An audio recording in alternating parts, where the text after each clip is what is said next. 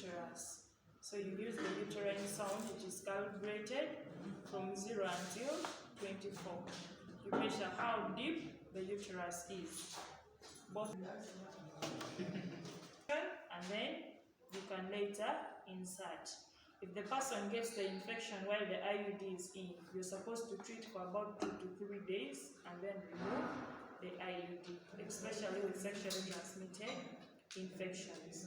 So this is the sponge holding forceps for cleaning the cervix. This is the uterine sound for measuring the depth of the uterus. We have the Hager's dilators or the cervical dilators. In cases whereby you find when the cervix is closed, you're supposed to dilate before you can insert the IUD. So the cervical dilators for dilating the cervix. We have a pair of scissors. It's supposed to be a straight one for reducing on the string of the IUD so that it doesn't remain hanging outside the vulva. You reduce to about 3 to 4 centimeters just out of the cervix. That is the use of the scissor. A receiver for receiving the swabs that you use for cleaning the cervix. We did a gallipot, not the cervix as well as the vulva. A gallipot with swabs for cleaning, for carrying out vulva swabbing. A gallipot with an antiseptic, could be chlorhexidine. We need drapers. So you can use the eye drops so that you only remain with the sterile field. The vulva remains visible and you create a sterile field. Then we have a small draper that is supposed to be put on below the mother's buttocks. We are still creating a sterile field. This is an Ovard's spatula, Ovard's vaginal spatula, used for viewing the vagina as well as creating the path for you to continue with the process. This is the Sims vaginal spatula, and this is Casco's spatula. The preferred one, we have one instrument.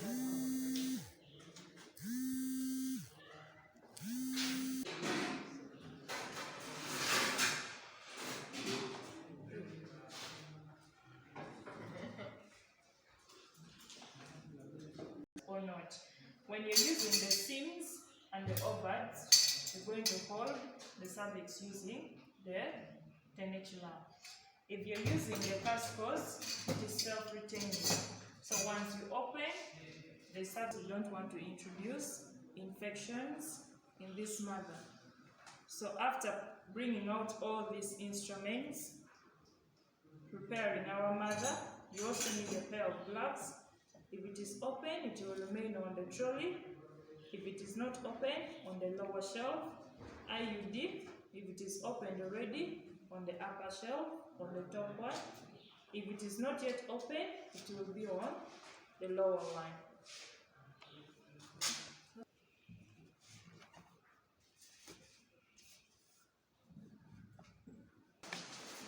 I said it is a sterile procedure, so we are going to wash hands and put on the sterile gloves. This is a model. So after putting on sterile gloves, the first thing that we are going to do is to carry out vulva swabbing, where you need 5 swabs. You're going to hold using your non-dominant hand, your dominant hand, and you carry out the vulva swabbing using the non-dominant one. So if you're right-handed, you're going to hold using the right and use the left for cleaning the vulva. You'll start from the side that is farthest from you. So you're going to clean the labia majora that is farthest from you. In this case, it is on the left of the mother. We are cleaning, and then you come to, you drop, you do not pick, because this hand is already contaminated. So you're going to drop another swab and clean on the labia majora that is nearer to you, discard, Another swab to clean the labia minora, that is farthest. Clean the labia minora, that is nearer to you. This hand is still sterile, and this part has already been cleaned, so it has become also sterile. Dropping this on the left one, you can use your fingers to separate the labia so that you remain with a visible vestibule. You clean the vestibule with one swab. We have created this, we have made this part now sterile. The next thing is to drape this mother. So we are going to put our draper and request the mother to lift her buttocks so that we also put one below the buttocks so that we create a sterile field. Now this is where we are going to be working. Even if you touch this point, it is still sterile.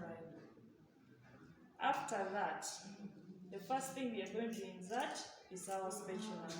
You need to decide on which one you're going to use. If you're using this, the cascos, you will not need the tenetulum. If you're using the seams, you're going to need the tenetulum. Why? Because this is supposed to hold onto the cervix and avoid it from moving around, and also pull it a bit closer to you. So this is supposed to be used for grasping onto the cervix. So using our self-retaining spatula, for all the spatulums, when you're inserting them, you're supposed to go sideways. Do not go when it is in an upright position, because these are big instruments. So when you're going in, you go when it is in a lateral position. So you push until the whole thing is in, then you turn it to an upright position for all the spatulums.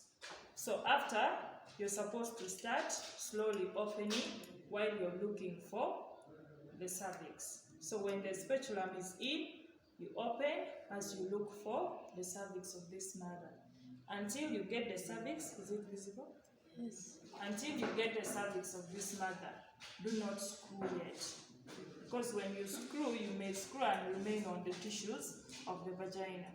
So look for the cervix until you get it. When you get the cervix, you can then screw to leave the spatula in position.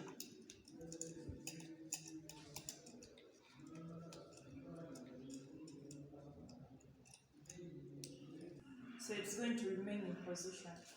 With this one, you don't need an assistant to hold for you. You don't need a tenetulum.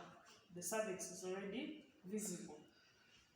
You're going to go in and clean the visible cervix using your sponge holding forceps. So you get a sponge holding forceps and pick a piece of swab, go in and clean the cervix. After cleaning, observe for any discharge. There should be no discharge coming out of the cervical os. There should be no signs of inflammation. If you see that the cervix is reddish, not pink in color, it means there is an inflammation taking place. That is a sign of cervicitis. So you're supposed to first clean to treat this mother before inserting the IUD. Any discharge, treat the mother first before insertion. So that is the reason as to why we are cleaning the cervix. After, if the cervix is not dilated, before you insert your uterine sound, you're supposed to use the dilators and dilate the cervix to create an open cervical os, so that you have the way to go into the uterus. So if it is not dilated, you're supposed to use your dilators, insert it inside the cervix and slowly rotate. The dilators come in different sizes. So you start with the smallest until you reach the dilatation that you need. So you slowly dilate the cervix, rotate the dilator until it is not being held by the cervical ring, until it is loosely held. After that, if that is not the dilatation that you need, you can get another size and insert. We are not going to insert this one. getting the cervix, we go in with our uterine sound. So we are going to insert until we meet a resistance. When you meet the resistance, it shows that you already reached the fundus of the uterus. So you're supposed to have light also, so that you see where the uterine sound has ended outside the cervix. So you measure from here. Normal one, you can say from around 7 to around 7.5 to 9. So from there, you're supposed to measure. After getting this, you come back to your table. We have the IUD here. It has its calibrated paper already. We have taken the depth of the uterus. We are supposed to come and compare with the IUD so that we know how deep we are going to go into the uterus. And you saw that it was around 8 centimeters. We have in centimeters in this point. So when it is 8, this is where it's ending. So you bring your IUD and measure from the topmost until 8 centimeters. From where this is ending, this picture, we have it starting at 0. So from there up to 8 centimeters, then you move your blue stopper until 8 centimeters where it's ending. So you move the stopper until 8 centimeters. We are supposed to load the IUD by folding the wings to enter into the applicator. So you fold the wings of this IUD and make sure everything has entered inside. So this is what you're going to come out with. Another step is to make sure that the wings of this IUD are in the same position as the stopper wings. So these wings should be in the same position as this. Then this is what you're going to use for pushing the IUD. Make sure it is also lining with the IUD. This is going to help you as you're pushing it in. You will know that this is where the wings are going, so that even if you go like this, you know you have to rotate so that you go to the lateral position. That is where you're going to get the fallopian tubes. After that, you can go into the cervix. You go through the cervix, insert the whole thing inside until where the stopper is ending. So the stopper should end just outside the cervix. When it's outside, you slowly push this deeper into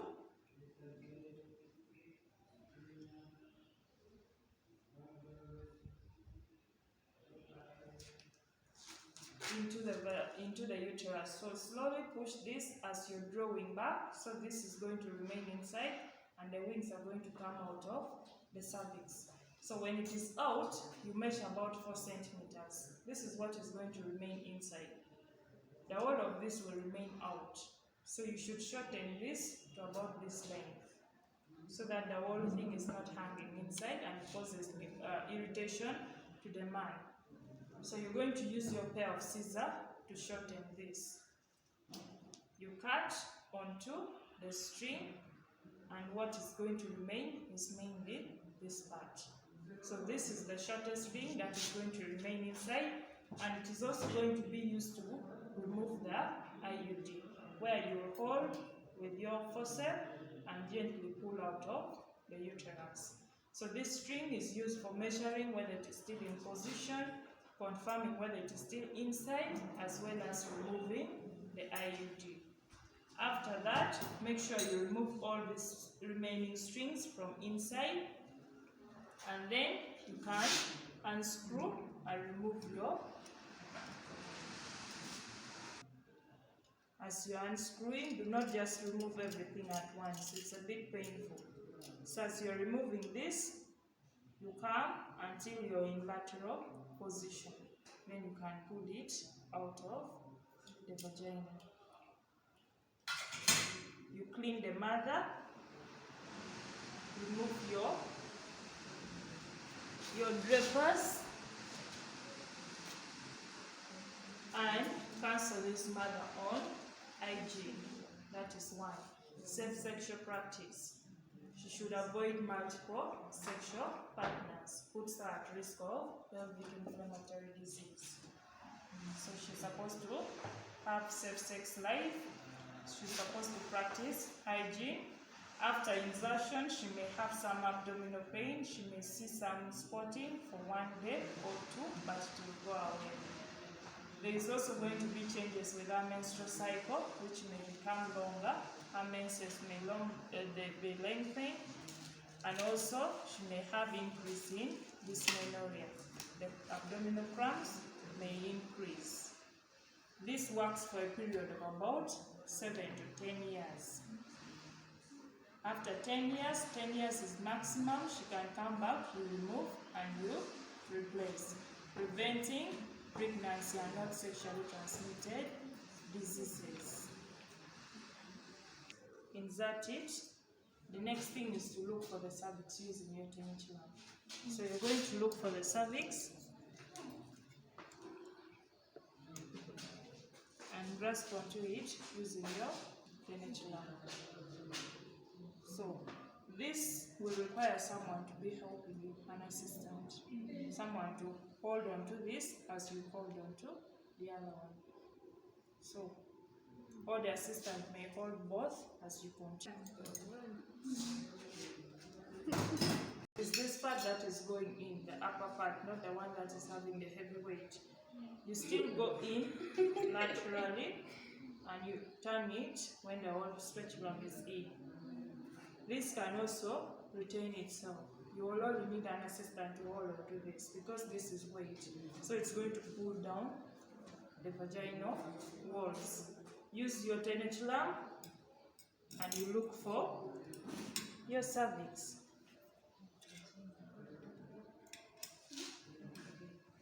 And this. So your assistant is going to hold this as this is self-holding itself. The rest of the procedure are the same. This is ovaries. OVARD.